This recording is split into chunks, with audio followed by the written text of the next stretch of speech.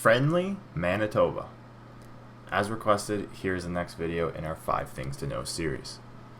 I learned a lot about Manitoba after visiting for the first time earlier this year. It is the gateway to the prairies, and it is home to a lot of great things. So as always, I'm going to give you 5 things you should know before moving to Manitoba. Number 1, it's cold. Let's get this out of the way early. Manitoba gets extremely cold, and the winter is brutal. You ever hear people call Winnipeg Winterpeg? Well, it's not for no reason. 40 below days are common in Manitoba.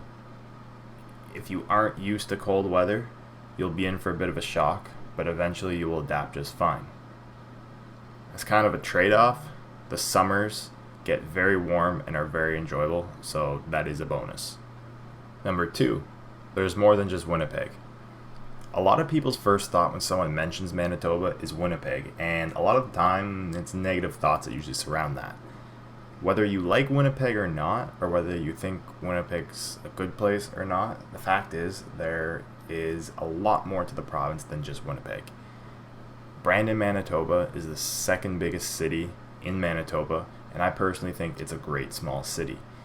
It's in the western half of the province, and personally, if I were ever to move to Manitoba, I would probably choose to move to the Brandon area.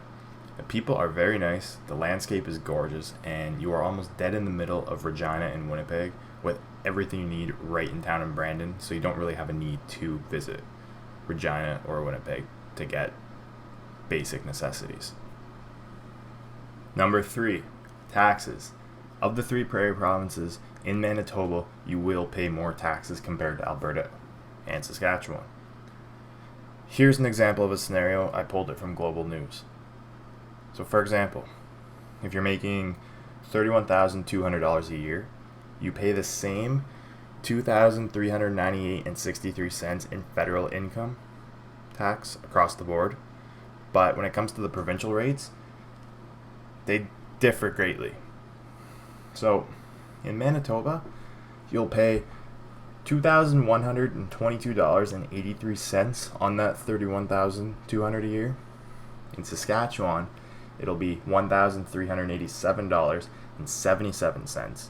And then in Alberta, it would only be $991.29. So in Manitoba, you will get the highest tax rate on the prairies. It's just something I think you should be aware of.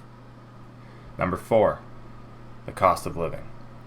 Since we just talked about taxes, let's just jump into the cost of living. Generally, Manitoba is pretty affordable. Manitoba's economy is consistently stable and historically has had one of the better unemployment rates in the country. Housing is affordable.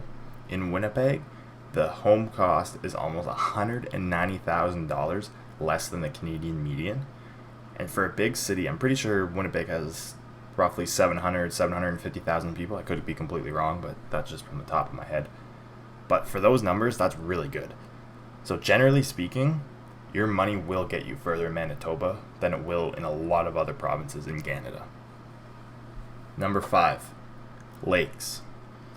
In the US, you often hear how the state of Minnesota is a lake country and that the state is full of nothing but amazing lakes. Well, Manitoba is very similar to that. Manitoba is home to over 100,000 lakes. Yes, 100,000. This is an incredible stat to think about.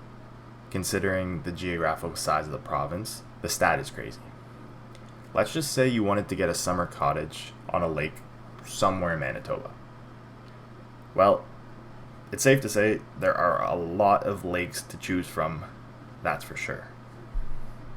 I hope you guys enjoyed this video. It's been one I've been meaning to get to for a while. It's been highly requested. I personally really enjoyed the limited amount of time I spent in Manitoba. It just seems like a very calm and friendly place. As always, leave suggestions for future videos in the comments. Be sure to like and subscribe, and we'll see you in the next video. Thanks for watching, guys.